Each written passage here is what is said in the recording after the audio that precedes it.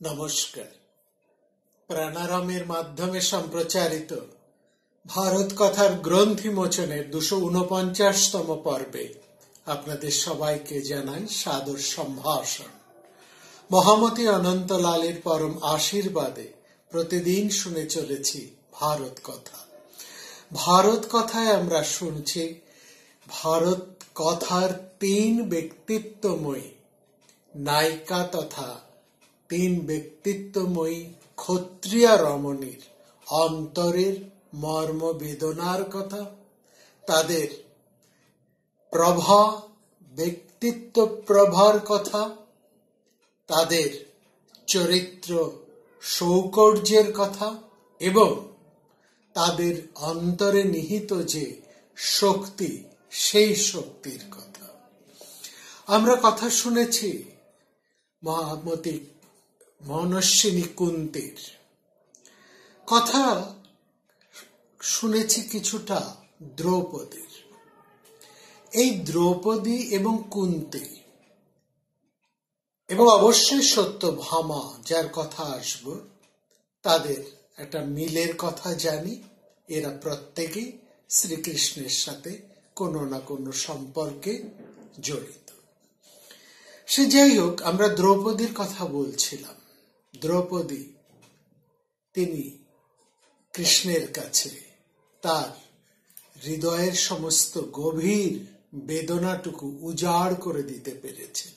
যেমন তার শাশুড়ি মাতা, তার শ্বশ্রু মাতা কুন্তী উজাড় করে দিয়েছিলেন তার এই প্রিয় মানুষটির কাছে, ভাইপোর কাছে। দ্রৌপদীও সেই সমপ্রাণ সখার কাছেই তার হৃদয়ের সমস্ত বেদনা উজাড় করে দিয়েছেন। দ্রৌপদীর 5 স্বামী, 5 স্বামী তাকে কিভাবে লাভ করেছেন এই কথা আমরা অনেক আগের একটি পর্বে আলোচনা করেছি। কবি যতীন্দ্রনাথ সেনগুপ্তের কবিতাটি উল্লেখ করে সেখানে আমরা বলেছি, তিনি যুধিষ্ঠিরকে বরণ করেছেন এক বৃহত্তে এক মহত্বে। অর্থাৎ যুধিষ্ঠিরের মধ্যে যে সুমহান বৃহত্ব রয়েছে, যে মহত্ব আছে, সেইটি দিয়ে দ্রৌপদী যুধিষ্ঠিরকে বরণ করেছেন। অর্থাৎ এক গুরুত্বপূর্ণ অভিভাবকের জায়গায় বসে আছেন যুধিষ্ঠির।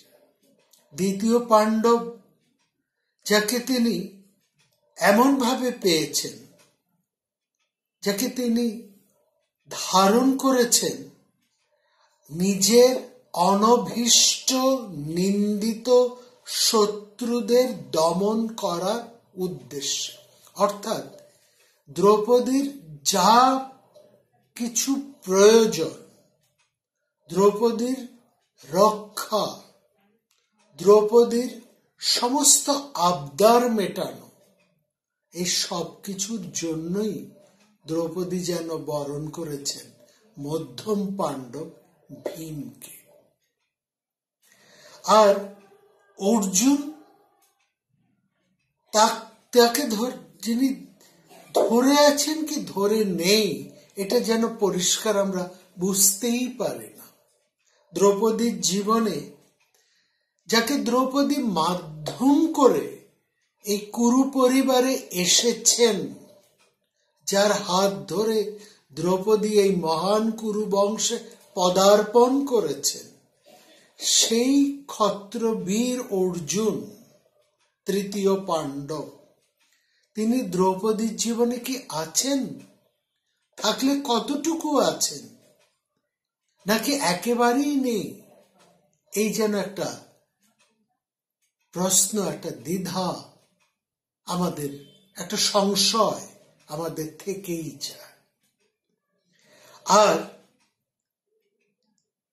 নকুল সহদেবের মতন 2টি চরিত্র, তাকে অর্থাৎ এই 2টি চরিত্র নকুল এবং সহদেব এদের যেন দ্রৌপদীকে ধরারই ক্ষমতা নেই। দ্রৌপদীর মতন ব্যক্তিত্ব সম্পন্ন নারীকে ধারণ ক্ষমতাই নেই এই দুই পুরুষের, নকুল এবং সহদেব। তারা অভিজ্ঞতায়, বয়সে, ব্যক্তিত্বে, পরাক্রমে, স্বভাবে এতটাই দ্রৌপদীর কাছে গৌণ, আর দ্রৌপদীর ব্যক্তিত্ব এতটাই বিশাল এদের কাছে, এরা দ্রৌপদীকে ধারণ করতে পারে না, উল্টে যেন দ্রৌপদী এদেরকে ধারণ করেছে। আসলে খুব চমৎকার করে কবি যতীন্দ্রমোহন বাগচি বলেছেন, বিবাহ আসনে বামাঙ্গুষ্ঠ দিলে তুমি রাজা যুধিষ্ঠিরে, বৃদ্ধের প্রতীক, জ্ঞানের প্রতীক যুধিষ্ঠির। তর্জনী তুলে দিলে বৃকোদরে, শাসন করার জন্য, শত্রু শাসনের জন্য, অভীষ্টপুর, আমার এটি চাই, এই অভীষ্ট পূরণের জন্য বৃকোদর বা ভীম। মধ্যমা দিলে পার্থ বীরে, যাকে মাধ্যম করে এসেছে সেই মধ্যমা, এই মধ্যমাটি আমাদের থাকুক আর না থাকুক, এই আঙুলের মধ্যে মধ্যমার গুরুত্বটা যেন অনেকটাই কম। এই চারটি আঙুল যতটা বেশি গুরুত্বপূর্ণ, মধ্যমার গুরুত্বটা, মধ্যমাটা আছে বা নেই এটা বোঝা যেন একটা অসুবিধে। অর্থাৎ মাধ্যম করে যাকে আসে সেই মাধ্যমের গুরুত্বটাই যেন অনেক সময় ম্লান হয়ে যায়, তার উপস্থিতিটাই এতটা ম্লান। আর ঈষৎ নামায়ে দিলে অনামিকা, ধরিল নকুন হৃষ্ট মনে, কনিষ্ঠা তব পরশ করিয়া সহদেব স্বীয় ভাগ্য গড়ে। ছোট বাচ্চাকে ধরে যেমন হাত ধরে ধরে নিয়ে যায়, আর কনিষ্ঠা যেন দ্রৌপদী নিজে নকুলকে বরণ করার জন্য নিজেই ঝুঁকে তাকে তুলে নিচ্ছেন। আর সহদেব এতটাই ছোট যে সহদেবকে অনেক সময় খাইয়ে দিতে হতো, ঘুমের সময় উঠে দেখতে হতো তার গায়ের কাপড়টি ঠিক আছে কিনা। তো যাই হোক, এই যে দ্রৌপদীর 5টি স্বামীকে তিনি লাভ করেছেন নিজের ব্যক্তিত্বে, আমরা প্রশ্ন করেছিলাম দ্রৌপদীর জীবনে এমন ঘটনা ঘটে গেছে যার জন্য এই 5 স্বামী, দুজনকে যদি বাদ দিই, এই 3 বিখ্যাত স্বামী যুধিষ্ঠির, ভীম, অর্জুন, এরা কি আত্মগ্লানিতে ভুগতেন, নাকি ওই পাশা খেলার এবং তারপরে যেসব ঘটনাগুলো ঘটে গেছে সেখান থেকে নিজেদের স্ত্রীকে পুরোপুরি রক্ষা করতে পারেননি বলে সেই দোষে তারা সবসময় দোষী হয়ে থাকতেন? দেখুন, ব্যাপারটা ঠিক ওই রকম করে আমরা ধরতে পারি না। যুধিষ্ঠিরের মতন একজন মানুষ একটা বিরাট ভুল করে ফেলেছেন, এটা ঠিক, কিন্তু যুধিষ্ঠিরের যে মনস্বিতা, তার যে বিরাটত্ব, তার যে মহত্ব, সেটাকেও দ্রৌপদী অতিক্রম করতে পারেন না।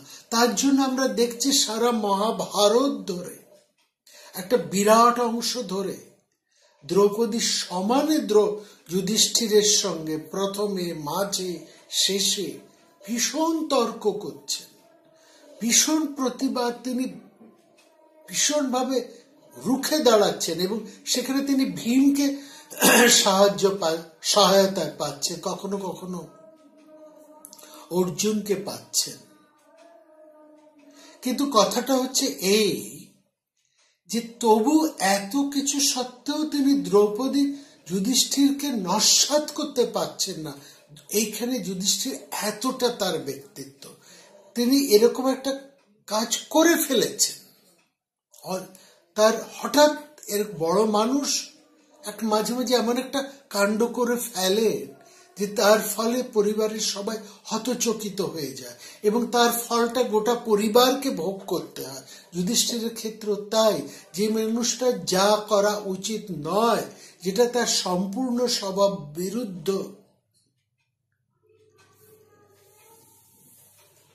সেই জিনিসটা সে যে করে ফেলে তাকে দাম দিতে হয় অনেক বেশি। এবং এখানেই দ্রৌপদী ঠিক যে মহত্বের জন্য দ্রৌপদী যুধিষ্ঠিরকে বরণ করেছেন, সেই মহত্ব থেকে যুধিষ্ঠির যখন চ্যুত হচ্ছে, দ্রৌপদী সেটা সহ্য করতে পারছেন না। দ্রৌপদী কিছুতেই মেনে নিতে পারছেন না তার জ্যেষ্ঠ স্বামীর প্রতি এতটা অন্যায়, এতটা অবিচার। আর সেখানে দ্রৌপদী আশ্চর্য হয়ে যাচ্ছেন যে কি নিরপেক্ষ ভাবে, কি উদাসীন ভাবে তার প্রতি ঘটে যাওয়া এতগুলো অসম্মানকে যুধিষ্ঠির সম্পূর্ণ ঔদাসীন্যে গ্রহণ করে চলেছেন। তিনি নিজের তার কথা থেকে সরে আসছেন না, যে কথাটা সহ্য করা বা যে কথাটা পালন করার তার কোনো প্রয়োজনই নেই। কিন্তু যুধিষ্ঠির তার ধর্ম থেকে সরছেন না সেই সব মানুষগুলোর বিরুদ্ধে যারা তাকে সততা করে চলেছে, যারা তার সঙ্গে সারা জীবন শত্রুতা করে চলেছে। দ্রৌপদী তার স্বামীদের কাছে সার্থক প্রেমের মূল্য যতখানি পেয়েছেন, ব্যক্তিত্বের মূল্য পেয়েছেন অনেক বেশি। আর স্বামী ছাড়াও অন্য যারা আছেন তারাও দ্রৌপদীর স্বাভিমান ব্যক্তিত্বকে অতিক্রম করতে পারেননি। মহামতি অনন্তলাল আমাদেরকে বারবার মহাভারতের অংশগুলোকে ধরে ধরে এই জায়গাগুলো আমাদেরকে দেখিয়ে তিনি বলছেন যে দেখুন, কৃষ্ণের মতো অসাধারণ পুরুষকেও দ্রৌপদীর সাধিকার বক্তৃতা সমস্ত গুরুত্ব দিয়ে শুনতে হয়েছে। সন্ধির আশ্রয় নিয়ে যে মহান দূত কৌরব সভায় যাচ্ছিলেন, তিনি আগে দ্রৌপদীর কাছে এসে নিজের নামের মাহাত্ম্যটুকু ধার দিয়ে কবুল করে বসলেন। আজ তুমি যেমন করে কাঁদছ কৃষ্ণা, কৃষ্ণ দ্রৌপদীকে কৃষ্ণ সম্বোধন করে বলছেন, আজ তুমি যেমন করে কাঁদছ ঠিক কৃষ্ণা, ঠিক এমনই কাঁদবে, এমন করেই কাঁদবে কৌরব কুলের কুলবধূরা। এবং শুধু তুমি তাদের উপর রাগ করেছ বলে তারা সব হারিয়ে, তাদের স্বামী, পুত্র, ভাই, বন্ধু সব হারিয়ে তারা এমন করে এবং হয়তো এর থেকে বেশি করে তারা কাঁদবে। যেসাং ক্রুদ্ধাসে ভামিনী। কত অসাধারণ কথা বললেন কৃষ্ণ। তার ধারা দেখুন, এখানে লক্ষ্য করুন, ভীম অর্জুনের মতন মহাবিদদের যারা উপস্থিত রয়েছে, তারা যখন সন্ধি করবার জন্য তাদের যা কিছুই উদ্দেশ্য থাকুক না কেন, যে কোনো, এই ঘটনা আমরা পরে আসবো, আমরা সেই অনেক পরের ঘটনাকে একটুখানি আগে টেনে নিয়ে এই জায়গাটা, এই বক্তব্যটাকে একটু পরিষ্কার করছি, যে উদ্দেশ্যে ভীম অর্জুন সন্ধির প্রস্তাবটাকে যেভাবে রাখতে চাইছেন, সে যে উদ্দেশ্য তারা বলছেন, সেটাতে দ্রৌপদীর কিন্তু মন ভরছে না, তিনি খুশি হচ্ছেন না। কারণ কৌরব সভায় যে অপমানটা হয়েছিল সেটা দ্রৌপদীরই একমাত্র হয়েছিল। যে অপমান হবার কথা নয়, যা করা তার প্রতি উচিত নয়, সেই জিনিসই ঘটেছিল দ্রৌপদীর প্রতি। পাছে ভীম অর্জুনের মতো স্বামীকে দ্রৌপদী ভুল বোঝেন, তাই শ্রীকৃষ্ণ বললেন, আমি যা বললাম, তিনি বলছেন আমি যা বললাম এই ভীম, অর্জুন, নকুল, সহদেবকে নিয়েই আমি তা করব, এবং স্বয়ং যুধিষ্ঠিরও সেই নির্দেশ দেবেন আমাকে। কৃষ্ণ বললেন, আমার অনুরোধ যদি কুরু বংশের ছেলেরা না শোনে, যদি কুরুপক্ষীয়রা আমার এই কথা না শোনে, তাহলে শেয়াল কুকুরের খাদ্য হয়ে তারা রণভূমিতে মরে পড়ে থাকবে। আজকে যদি হিমালয় পাহাড় চলতে আরম্ভ করে, পৃথিবীও যদি শত টুকরো টুকরো হয়ে চূর্ণ হয়ে যায়, যদি আকাশ তার সমস্ত নক্ষত্র রাজি নিয়ে ভেঙে চুর চুর করে গুঁড়ো হয়ে যায়, মাটিতে ঝরে পড়ে, তবুও আমার কথা কোনো অনর্থক হবে না। তুমি আর কেঁদো না। কৃষ্ণে বাষ্প নিগৃহীতম। কৃষ্ণা, তুমি আর কেঁদো না। আমার যদি এত কিছু ঘটনা ঘটেও যায়, আমার কথার কোনো অন্যথা ঘটবে না। আবার দেখুন, বারবার এখানে কৃষ্ণ দ্রৌপদীকে কৃষ্ণা সম্বোধন করছে। নিজের নামের সমস্ত গৌরবটুকু দ্রৌপদীর ডাক নামে লিপ্ত করে, মাখিয়ে দিয়ে, ছড়িয়ে দিয়ে, যা যুধিষ্ঠির বলতে পারেননি কোনোদিন, যে নামে যুধিষ্ঠির ডাকতে পারেননি, অর্জুনের মতন পুরুষ যিনি দ্রৌপদীকে অর্জন করেছেন, লাভ করেছেন, তিনি যে সম্বোধনে দ্রৌপদীকে সম্বোধন করতে পারেননি, ভীম যা পারেননি, কৃষ্ণ সেটা পারলেন। কেন পারলেন সে কথায় আমরা আসব। আমরা বলছি দ্রৌপদী হচ্ছেন একটা আগুনের মতো। Draupadi is a fire. কৌরবেরা কৃষ্ণের প্রস্তাব মেনে নেয়নি, এটা আমরা জানি। পরে আমরা আর ডিটেলে পড়ব। একদিন যে কুরু বংশ ভীষ্ম, বিদুর এবং রাজমাতা সত্যবতীর বিচক্ষণতায় সংবর্ধিত হয়েছিল, সেই কুরুকুল দ্রৌপদীর ক্রোধের আগুনে আহুতি দিল। যে সত্যবতীকে সম্মান জানিয়ে, সত্যবতীর ব্যক্তিত্বকে যথেষ্ট সম্মান জানিয়ে, মান্যতা দিয়ে, যে কুরু বংশ ভীষ্ম, বিদুর যাকে সম্মান জানিয়ে নিজেরা সম্মানিত হয়েছেন, নিজেরা বর্ধিষ্ণু হয়েছেন, নিজেরা যশস্বী হয়েছেন, নিজেরা সমৃদ্ধ হয়েছেন, সেই কুরু বংশেরা আরেক বিচক্ষণ, আরেক ব্যক্তিত্ব সম্পন্না নারীকে সেই সম্মান না দিয়ে তারা ভস্মে পরিণত হলেন। অর্থাৎ একটা কথা মনে রাখবেন, প্রাচীনেরা একটা কথা বলতেন মহাভারত সম্পর্কে, ঠাকুর মশাই এই কথাটা আমাদেরকে বলেছেন, যে সত্য, ত্রেতা, দ্বাপর এবং কলি, এই যে চারটি যুগ, এই চতুর্যুগে প্রত্যেকটি, এই চতুর্যুগে সত্য, ত্রেতা, দ্বাপর, কলি, প্রত্যেকটি যুগে এক একজন অসামান্য নারীর জন্ম হয়েছে। প্রত্যেকটি যুগে যাদের কারণে এরা অসামান্য কেন না, এই নারীদের কারণে প্রত্যেকটি যুগেই লোকক্ষয় হয়েছে, অশান্তি হয়েছে, যুদ্ধ হয়েছে। এই জন্য এই নারীদের নাম করানো হয়েছে কৃত্তা।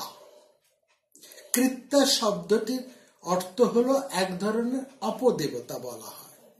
হ্যাঁ, মানে যজ্ঞীয় অভিচারে কৃত্তা হচ্ছে এমন এক দেবী যিনি কখনো সেই যজ্ঞটাকে যেন নষ্ট করতে আসে, পণ্ড করতে আসে। কৃত্তা শব্দটি এখানে কিন্তু একটু বিশদে ব্যবহার করা হয়েছে এই প্রাচীন শ্লোকে। যেমন সত্যযুগের কৃত্তা হচ্ছেন রেণুকা। রেণুকাকে আমরা মহর্ষি যমদগ্নির নাম শুনেছি। যমদগ্নি স্ত্রীর কথা নিশ্চয়ই আপনাদের মনে আছে। তার যমদগ্নি স্ত্রীর নাম হচ্ছেন রেণুকা। রেণুকা এবং যমদগ্নির পুত্র হচ্ছেন মহর্ষি পরশুরাম। সেই ঘটনার কথা নিশ্চয়ই আপনাদের মনে আছে যে পিতৃ আদেশে রেণুকা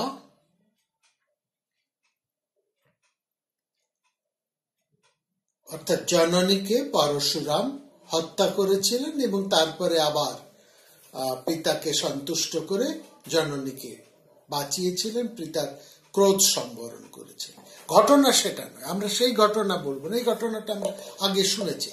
এই জন্য রেণুকা কৃত্যা না, রেণুকা যে কারণে কৃত্যা সেটাই এবার আমরা বলছি। কি সেই ঘটনা? এটাও আমরা একবার বলেছি, কার্তবীর্য অর্জুনের কথা। কার্তবীর্য অর্জুনের কথা আপনারা শুনেছেন এবং এই ঘটনাটা নিশ্চয়ই আপনাদের মনে আছে, একটু মনে করার চেষ্টা করুন। কার্তবীর্য অর্জুন একদিন তার দল বল নিয়ে যমদগ্নি মুনির আশ্রমে এসেছে। এসে তার যে যমদগ্নি মুনির একটা কামধেনু ছিল। কামধেনু মানে যে ধেনু, যার কাছে যা কামনা করা যায় তাই এই ধেনুটি দেয়। সেই ধেনুটি বা সেই গরুটির নাম ছিল সুশীলা। তো সেই ধনুর সাহায্যে যখনই যে পাত্র মিত্র আসত, মহর্ষি যমদগ্নি সেই ধেনুর সাহায্যে যত লোকজন, যত অতিথিরা আসতেন তাদের সৎকার করতেন। ওই কার্তবীর্য অর্জুনের নজর পড়ল ওই সুশীলা কামধেনুর উপর। তিনি মহর্ষি যমদগ্নির কাছে ওই ধেনুটি প্রার্থনা করলেন। যমদগ্নি সেটা দেবেন না। এই নিয়ে যমদগ্নি এবং কার্তবীর্যর মধ্যে ভীষণ যুদ্ধ আরম্ভ হল। প্রথমে বাদানুবাদ, তার থেকে যুদ্ধ চলল, আক্রমণ এবং তারপরে বিপরীত দিক থেকে আক্রমণ। যমদগ্নির থেকে যুদ্ধ চালাতে লাগলেন পরশুরাম। তিনি কার্তবীর্যন রাজার 1000 হাত কেটে তাকে মেরে ফেললেন। তারপর এক সময় যখন পরশুরাম তার বাবার সে আশ্রমে নেই, ঘরে নেই, তার অনুপস্থিতিতে কার্তবীর্যনের ছেলেরা এসে যমদগ্নি মুনিকে মেরেই চলে গেল। এই সময় যমদগ্নি স্ত্রী রেণুকা নাকি স্বামীর মৃত্যু যন্ত্রণায় 21 বার বুক চাপড়ে কেঁদেছিলেন। পুত্র পরশুরাম যখন ঘরে ফিরে এলেন এই ঘটনা শুনে, তিনি প্রতিজ্ঞা করেন 21 বার তিনি ক্ষত্রিয় নিধন করবেন। এবং এই শুরু হলো পরশুরাম ক্ষত্রিয় মেরে একটা রক্ত সরোবর তৈরি করে ফেললেন। 21 বার তিনি সারা পৃথিবী নিক্ষত্রিয় করেছেন। যমদগ্নি স্ত্রী রেণুকা এই 21 বার ক্ষত্রিয় নিধনের কারণ বলে সত্যযুগের ক্রেতা হলেন রেণুকা। ত্রেতা যুগের ক্রেতাকে জনক নন্দিনী সীতা। সীতার কারণেই রামচন্দ্র সাগর পার হয়ে লঙ্কায় গিয়ে রাবণকে বধ করেছে। শুধু রাবণকে বধ নয়, রাবণের সমস্ত গোষ্ঠীকে নাশ করে দিয়েছিলেন। এবং কবির মতে ত্রেতা যুগের ক্রেতা হলেন সীতা এবং দাপরের ক্রেতা হলেন দ্রৌপদী। কারণ এই দ্রৌপদীর কারণে সমগ্র কুরুকুল ধ্বংস হয়ে গেছিল, মুছে গেছিল, শেষ হয়ে গেছিল। দাপরে দ্রৌপদী কৃত্বা কলৌ কৃত্তা গৃহে গৃহে। এবার মজা করে বলছেন যে কলিকালে ঘরে ঘরে এই কৃত্তা দেবীরা আছেন, যারা প্রতিদিনই কোনো না কোনো সংসার ভাঙছেন। এই শ্লোকের সঙ্গে কথা হচ্ছে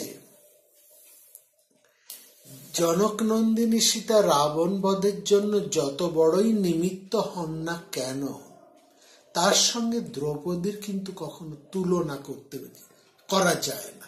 সে কথা আমরা একসময় বিশদে আলোচনা করেছি। হ্যাঁ, আর ব্রাহ্মণ ক্ষত্রিয়ের কুলক্ষয় যুদ্ধে রেণুকার আর ভূমিকাটা খুব একটা বেশি আমিও গুরুত্ব দিতে চাই না, কিন্তু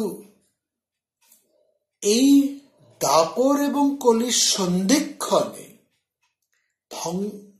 যে বিরাট ভারত যুদ্ধ হয়েছিল, সেই যুদ্ধের নিমিত্ত হিসেবে দ্রৌপদী কিন্তু ব্যতিক্রমী ভাবে, সম্পূর্ণ ব্যতিক্রমী ভাবে উজ্জ্বল হয়ে আছেন বলে তাকে আমরা কিন্তু একটা যুগধ্বংসের প্রতীক হিসেবে গ্রহণ করতে পারি, সযৌক্তিক ভাবেই আমরা তাকে গ্রহণ করতে পারি। কিন্তু দ্রৌপদীর জন্যই যেন একবার রেণুকাকে, একবার সীতাকে এবং অন্যান্যবার সব ঘরে ঘরে এসব কথা বলা হচ্ছে, সেটা যেন দ্রৌপদীকে লক্ষ্য করে। আসল কথা হচ্ছে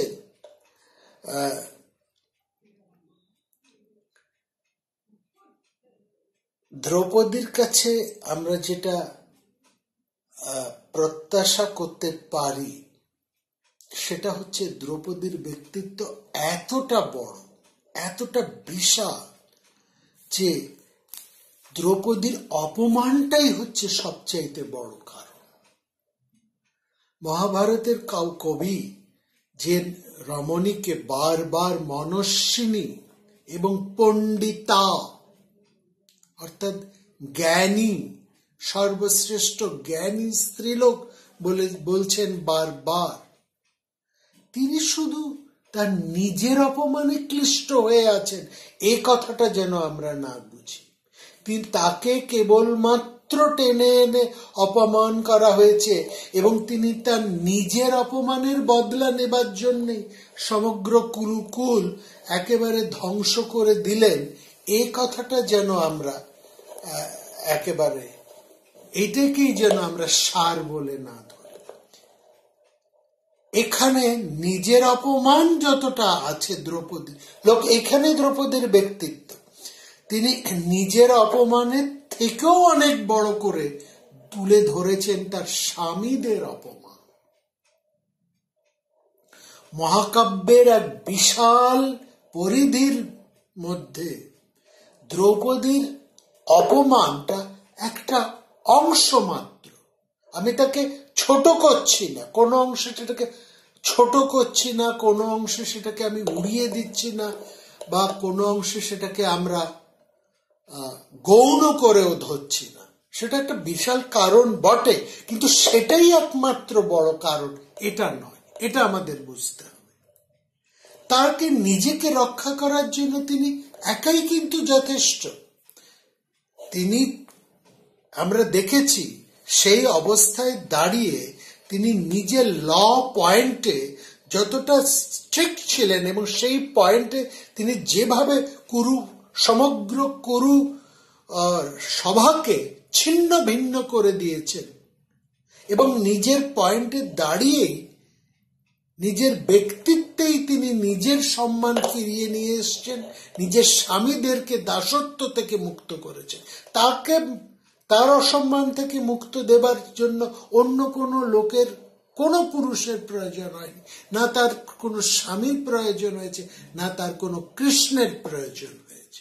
তিনি নিজেকেই নিজে রক্ষা করতে পারেন, শুধু নিজেকেই নিজে রক্ষা করতে পারেন না, তিনি অন্যকেও রক্ষা করতে পারেন। তিনি পঞ্চস্বামীর নৌকো, যে কথা কর্ণ বলেছিলেন, এ এক অদ্ভুত রমণী, এরকম আশ্চর্য তো আমরা দেখিনি, যে নিজেকে উদ্ধার শুধু করলো না, তার 5 স্বামীকে পর্যন্ত এই দুরস্ত সাগর থেকে একেবারে পার করে নিয়ে চলে গেল। ঠিক, সুতরাং দূতক্রীড়ার উত্তর পূর্বে যেদিন কৃষ্ণা পাঞ্চালী কুরুপঙ্কের দাসপঙ্ক থেকে তার পঞ্চস্বামীকে উদ্ধার করে নিয়ে এসেছেন, সেদিন কৌরবেরা এটা বলতে বাধ্য হয়েছে যে নিমজ্জমান পাণ্ডবদেরকে দ্রৌপদী যেন নৌকোর মতন এসে পার করে গেল। এই কথাটার মধ্যে যে গভীর সত্যতা আছে সেটা আমাদেরকে বুঝতে হবে।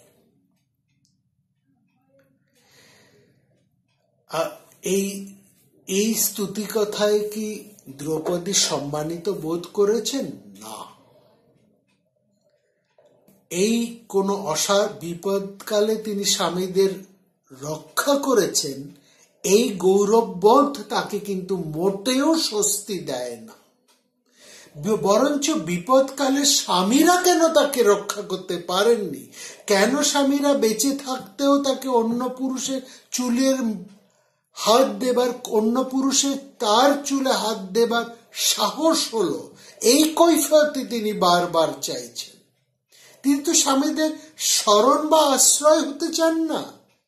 কিন্তু স্বামীরা তার অপমান চোখে দেখেছেন, এই অবস্থাতেও কেন তার আশ্রয়স্থল হতে পারল না তার স্বামীরা, এই অনাস্থা বিদ্ধগ্ধা রমণীর বুকে ভীষণ বেদনা, ক্ষোভের সঞ্চার করেছে। ফলে তো যখন ধৃতরাষ্ট্র তাকে আবারও বর দিতে চেয়েছিলেন, তখন তিনি বলেছিলেন, আমি কোনো বর চাই না, আমার স্বামীরা পাপ কর্ম করে ফেলেছিলেন, এখন তারা বিপদ থেকে উত্তীর্ণ। লক্ষ্য করুন শব্দগুলোকে, আমার স্বামীরা পাপিয়াংস ইমেং ভূত্বা, আমার স্বামীরা পাপ কর্ম করে ফেলেছিলেন। ইমাং পাপিয়াংস ইমে ভূত্বা সন্তীর্ণা পাতয়ো মম, এখন তারা বিপদ থেকে উত্তীর্ণ, এদের মঙ্গল এখন এরা নিজেরাই বুঝবে। এই যে শ্লোকটি মহাভারতের, এই যে শব্দগুলি, স্বামীরা নীচ কর্ম করে ফেলেছিলেন, পাপ কর্ম করে ফেলেছিলেন, এখন তারা তাদের বিপদ থেকে উত্তীর্ণ। এই যে পাপিয়াংসা, এই শব্দটার মধ্যে যারা কৌরবদের দাসতে তারা পরিণত হয়েছিলেন, কিন্তু তার মানে কি দ্রৌপদী শুধু তাদের দাসত্বে কষ্ট পেয়েছিলেন, তাদের নিচত্বে কষ্ট পেয়েছে? তারা যে কৌরবদের দাসে পরিণত হয়েছে তাতে দ্রৌপদী কষ্ট হয়েছিলেন? তার থেকেও বেশি দ্রৌপদী কষ্ট পেয়েছিলেন যে স্বামীরা যে উন্মুক্ত রাজসভায় তাকে রক্ষা করতে পারলেন না, তাদের কুলবধূকে রক্ষা করতে পারলেন না, তাদের কুলবধূর লজ্জা নিবারণ করতে পারলেন না। এর থেকে তারা কিভাবে মুক্ত হবে? এই অপযশ থেকে তার স্বামীরা কিভাবে মুক্ত হবে? সেটাই দ্রৌপদীকে ভাবিয়ে চলেছে, এবং দ্রৌপদী সেটাই বলেছেন যে তারা আপন পুণ্য বলেই সেই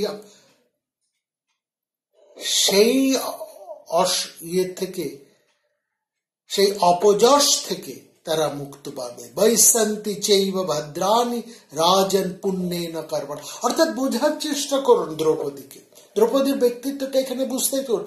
তিনি তার যা অসম্মান ঘটেছেন তার থেকে তিনি নিজেকে রক্ষা করতে পারেন, নিজেই নিজেকে রক্ষা করতে পারেন, এবং তিনি সেটাই করে দেখিয়েছেন। তিনি নিজেকেই নিজে রক্ষা করেছেন, এবং শুধু তাই নয়, তার নিজের সাথে তিনি তার স্বামীদেরকেও উদ্ধার করেছেন। 1 নম্বর পয়েন্ট। এই পয়েন্ট 2-3টে তুলেই আমি আজকের পর্ব আপনাদেরকে শেষ করব। আপনাদের সামনে কয়েকটি পয়েন্ট তুলে দিই। এক হচ্ছে তিনি নিজেকে রক্ষা করতে পারেন, তার এতটাই ব্যক্তিত্ব, তার এতটাই বুদ্ধি, তিনি এতটাই পণ্ডিতা, এবং তিনি এতটাই বিচক্ষণা, এবং সত্যই তিনি তাই করেছেন। শুধু নিজেকে রক্ষা করেননি, তিনি সেই সঙ্গে তার স্বামীদেরকেও উদ্ধার করেছেন। 1 নম্বর পয়েন্ট। 2 নম্বর হচ্ছে এই যে তার নিজেকে রক্ষা করতে পেরেছেন, তার যে নিজের এত অসম্মান হয়েছে, এই জন্য তিনি ক্লিষ্ট হয়ে, ভীষণ ক্ষুভিত হয়ে, দুঃখ পেয়ে, বেদনার্ত হয়ে তিনি যে গুমরে মরছেন না, সেই জন্য নয়। তার রাগের, তার ক্ষোভের, তার বেদনার মূল কারণটি কোথায়, যেটা যার জন্য তিনি সমগ্র বনবাসে এত তর্জন গর্জন করছেন?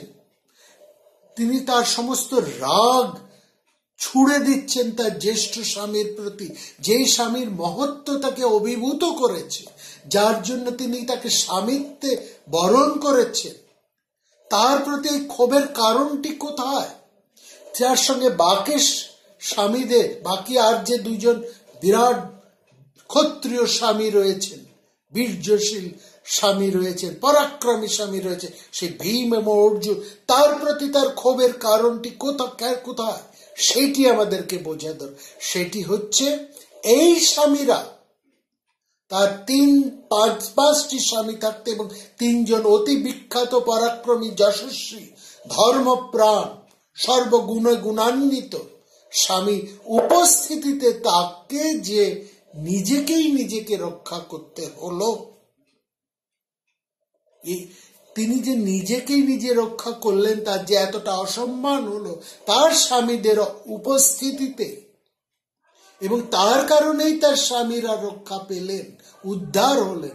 এর ফলে দ্রৌপদী ভাবছেন তার স্বামীদের যে অপযশ হলো, এই অপযশ থেকে তারা কখন মুক্তি পাবেন, কিভাবে মুক্তি পাবে? একমাত্র মুক্তি স্বামীদের ঘটবে যদি তার স্বামীরা এই অন্যায়ের প্রতিশোধ নিতে পারে, তাদের শত্রুদেরকে অর্থাৎ দ্রৌপদীর প্রতি যারা অন্যায় করেছে তাদেরকে সম্পূর্ণভাবে শেষ করে দিয়ে। এইখানেই দ্রৌপদী বারবার ঝাঁপিয়ে পড়তে বলছেন, পাণ্ডবদের বারবার যুদ্ধে প্ররোচিত করছেন যুধিষ্ঠিরকে। তার কারণটি এই, যাতে যারা তাকে রক্ষা করতে পারলেন না, তারা তাদের অপযশ থেকে যেন নিজেদের পরাক্রমে, নিজেদের ক্ষত্রিয় শৌর্যে নিজেরা তাদের এই অপযশ থেকে রক্ষা পেতে পারে। এইটি হচ্ছে দ্রৌপদীর ক্ষোভের মূল কারণ। বাকি কথা আগামী পর্বে।